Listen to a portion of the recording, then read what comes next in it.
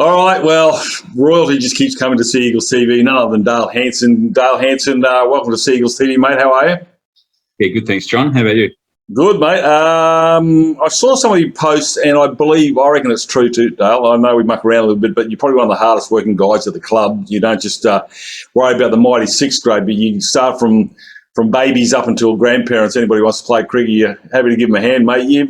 You must just love cricket, mate. What's going on? Yeah, I do. I'll never give it up, I think. Got a spot if you want a game as well. Right. Plenty of clubs have actually offered me money to pay for the Sea Eagles. Let's see if they can get a win. But anyway, hey, let's go back to last weekend, mate. A really good knocker. It was 100. You got off to a good start, and then you and Walsh in the middle built a pretty good total.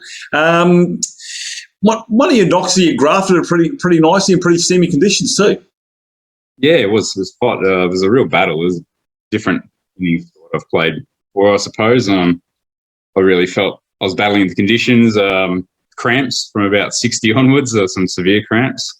But the opposition were really disciplined too, and probably the biggest battle really was mental. I was fighting the urge to open the shoulders a bit, but every time I thought about that, the game situation didn't really allow it, whether the opposition had brought on a stronger bowler or we'd lost some wickets, and it probably kept me more focused in a way, and I just had to stick at it and keep really basic with my batting, and probably why I got the ton as opposed to opening the shoulders and probably getting out. Well, it's funny. I think you got run out, didn't you, in the end? Yeah, I did. Yeah, they had a few boundary fielders there, and I was just trying to push it a bit much. Yeah.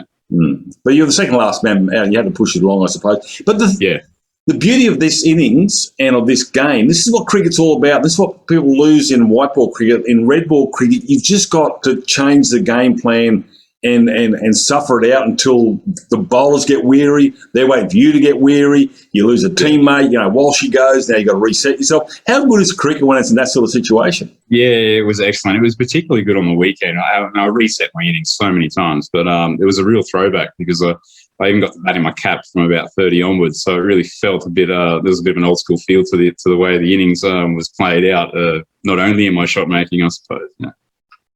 And this is and look, people say sixth grade, but it's still a contest between bat and ball. Okay, it's nobody knows who's going to win. Nobody knows what the conditions are going to pop up, whether it be first grade, whether it be sixth grade. So it's still a contest, and it's a one that you relish. You don't take it lightly whether you're playing sixth grade, first grade, or for Australia. I see Dale Hansen as a ultra competitive bugger. I mean, I reckon that boat behind you probably would have done it with left-handed just to test yourself. Yeah, no, my grandfather built that.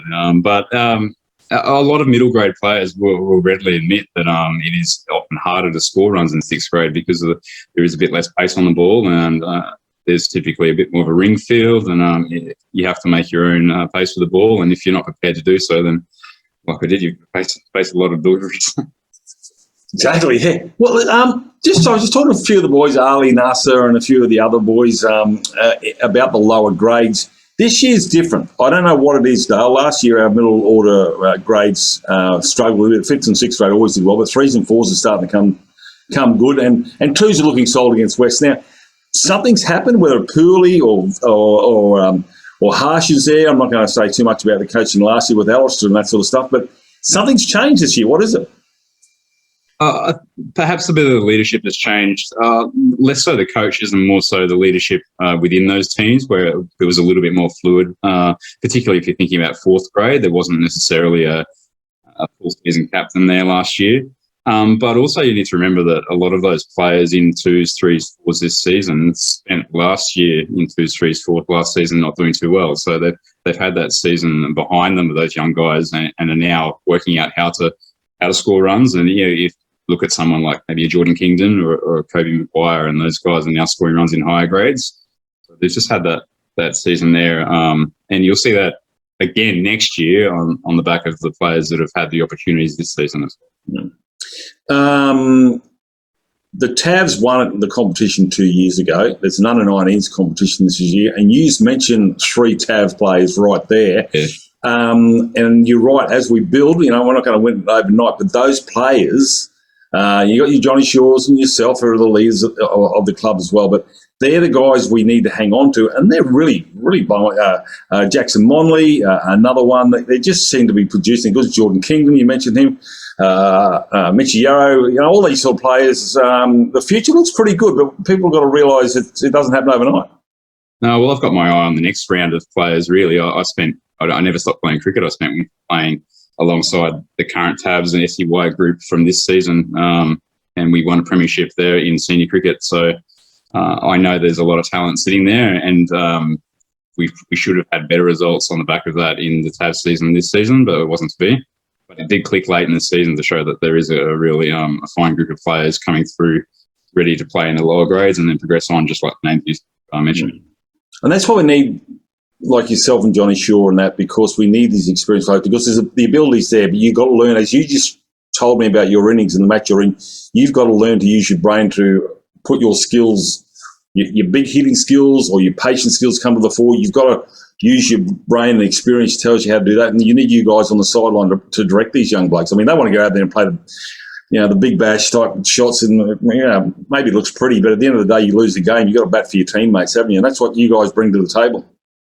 Well, John's an extra resource to call upon in that he knows how to convert those players into high grade players, first class, first grade. Whereas I'm probably more the conduit, as they say, to bringing them into senior in the first place. 3 for 3 is your best bowling figures, mate. Why aren't you bowling more? Are you just lazy, or are you smart? No, I've got to manage that, because the teams on the weekends are often 14, 15, 16-year-olds. Yep. So they've all got roles in the team, and I've got to make sure that they get enough exposure to show their wares. Not saying that I should bowl more, but probably post-Christmas I'll get the ball in my hands a bit more, because naturally we'll lose some players to school cricket. All right. Okay, sitting in the bottom half of the ladder, but the thing about the 6th grade, the mighty 6th grade, you guys are like the great white shark. I remember Greg Norman, you just come from behind, and all of a sudden, bang, you guys are in the top 4. You got robbed by COVID a while ago, and then so close getting into the top 4 a couple of years ago. So you're not very good for the coaching staff. They're nervous as, aren't they? Same old, which we're going to be chasing points post-Christmas again. It's the same story. It's disappointing, but on the other hand, it's exciting, because I know that every game we've played this season, at some point we've been on top, and it's just that lack of experience that hasn't been able to hold that position, because we've debuted so many players in grade cricket this season.